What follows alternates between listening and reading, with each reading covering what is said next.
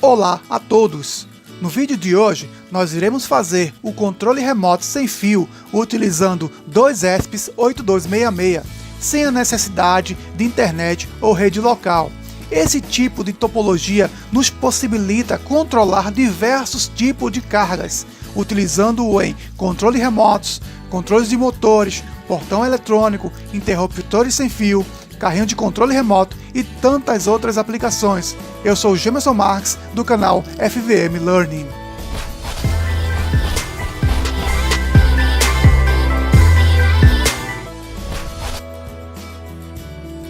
Sejam bem-vindos! Para começarmos a montagem, partimos do pressuposto que você já tenha as bibliotecas do ESP8266 instalado na sua IDE Arduino. Se não, está na descrição desse vídeo o guia rápido de como instalar a biblioteca do ESP8266 na IDE Arduino. Pois bem, depois de tudo instalado, precisamos de duas protoboards, pois como já mostramos em outros vídeos, não conseguimos utilizar os pinos da protoboard se o ESP8266 for encaixado sem o auxílio de outra protoboard. Então iremos utilizar duas protoboards juntas. Iremos utilizar o Node MCU para facilitar o nosso trabalho de apresentação, mas você pode utilizar o próprio ESP8266/12E. Como podemos observar, o Node MCU utiliza o mesmo módulo do ESP8266/12E, porém, ele foi projetado para facilitar o trabalho de desenvolvedores que precisam estar fazendo os programas e testando continuamente. E se utilizarmos o ESP8266/12E, teremos que utilizar uma interface conversora FTDI de serial para USB, e isso seria um incômodo para a realização dos testes. Como sugerido na descrição, podemos com esse projeto fazer controles de cargas e podemos utilizar simples módulos de relés para acionamento de cargas com o ESP8266. Esses módulos relés são fáceis de encontrar e de baixo custo, e podemos ligar cargas de até 10 amperes. Ele tem os contatos NF, que é normalmente fechado, e NA, que é normalmente aberto. Podemos utilizar os controles portáteis com esses modelos aqui, e podemos observar que o ESP8266/12E é bastante pequeno, o que cabe dentro desses controles para fazermos um controle de portão eletrônico, por exemplo. Podemos utilizá-lo e controlar o motor de acordo com as nossas necessidades. Temos outro menor e podemos facilmente encaixar o ESP nele. Esse é pequeno, mas também dá para montar tranquilamente. Até esse de alarme de carro dá para montar também. O que iremos precisar... Deixe-me só organizar essa área de trabalho para não nos atrapalhar. Deixamos só o que iremos utilizar. Iremos começar com o transmissor. Iremos montar seguindo o esquemático que está na descrição desse vídeo.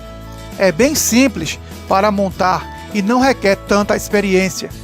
Iremos utilizar dois ESP8266, no nosso caso o Node MCU, duas protoboards juntas.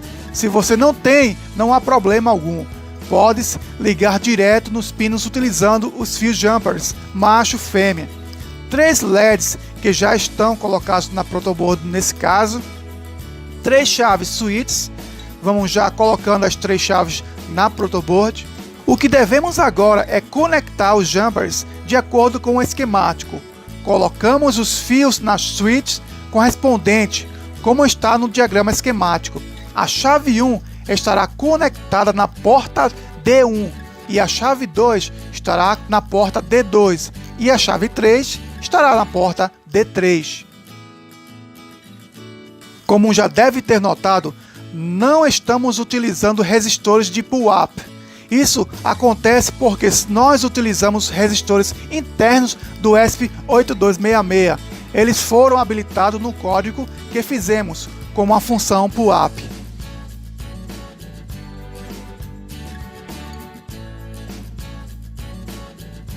Fizemos a ligação de cada chave a cada porta e o outro lado vamos conectá-los ao GND do Node MCU.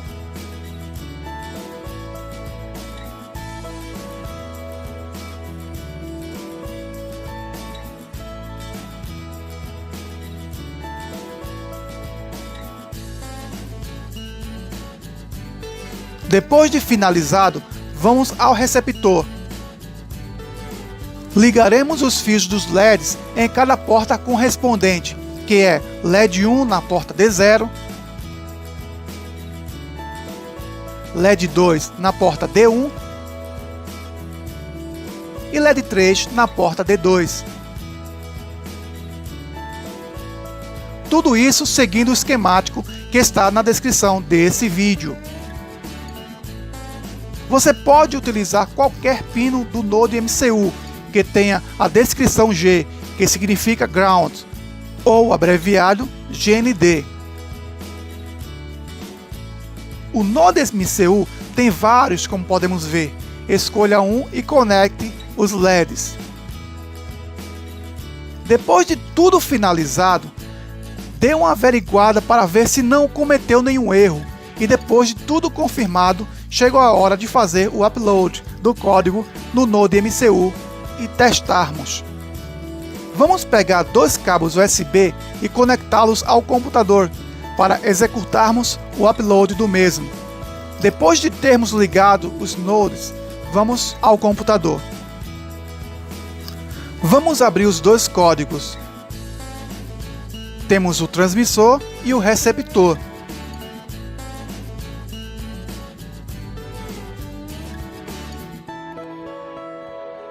Como eu coloquei os dois de uma só vez, não sei definir qual porta cada um entrou. Então vou desconectar o receptor para ver qual porta ficou ativa. Como podemos ver, a porta 9 ficou ativa, indicando que o que conectei foi o receptor.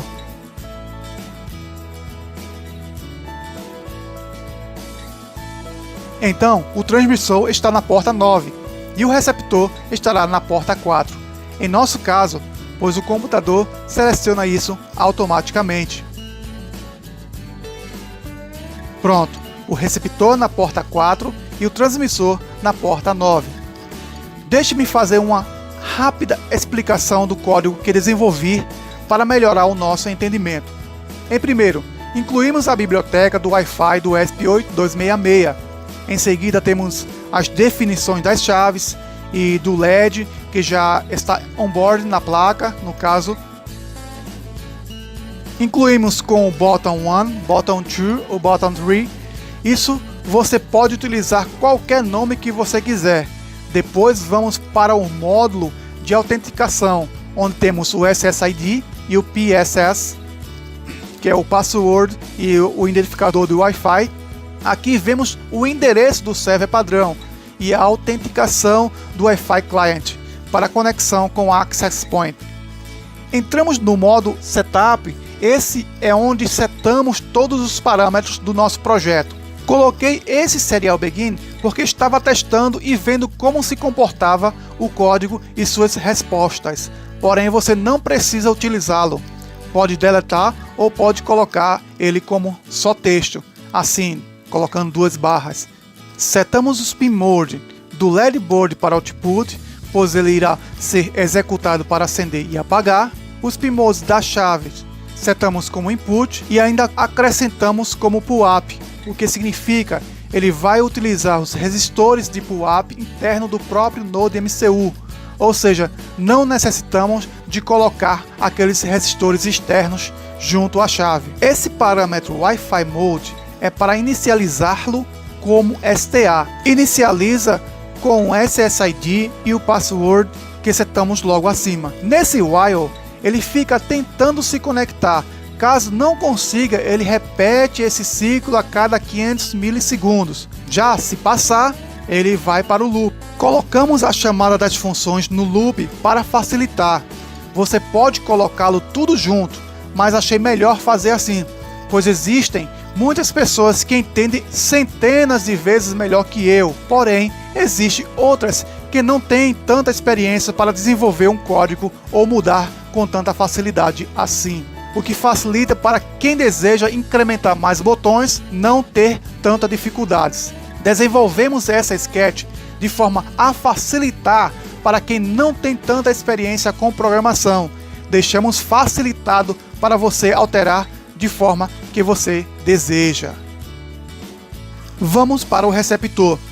Da mesma forma que o servidor, incluímos a biblioteca, a diferença é que ele vai se conectar com o servidor, por isso temos aqui o endereço de IP para conexão, com a máscara padrão.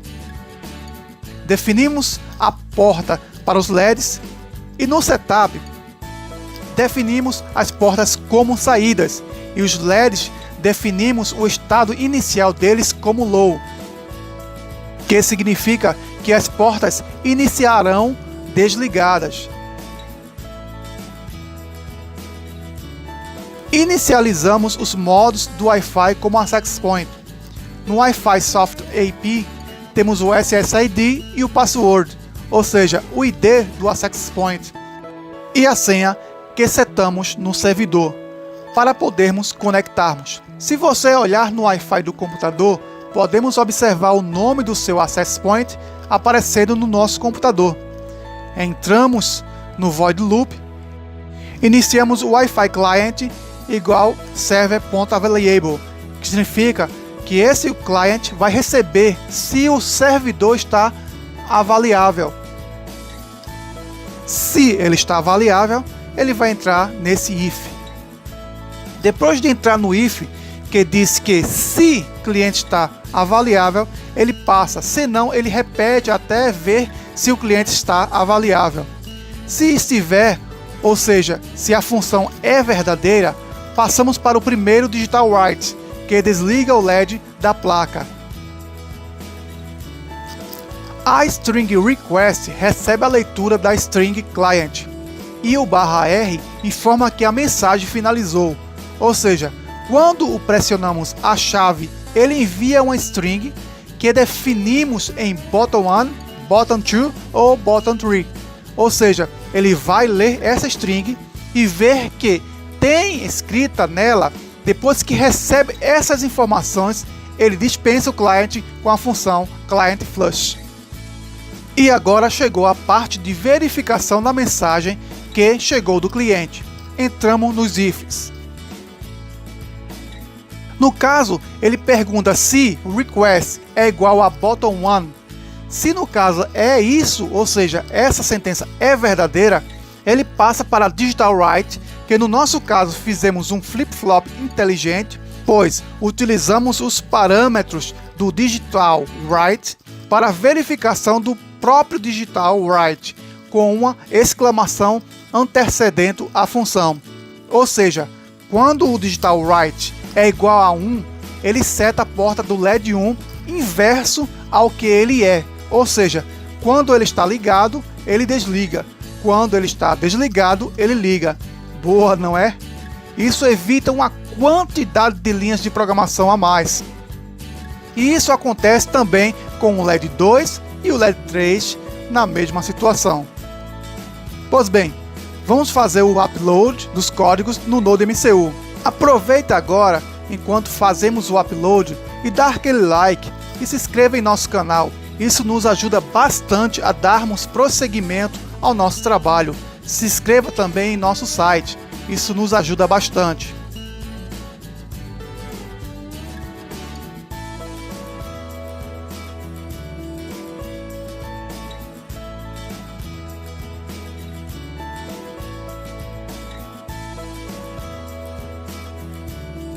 Depois de ter feito o upload, se tudo estiver certo, vai funcionar.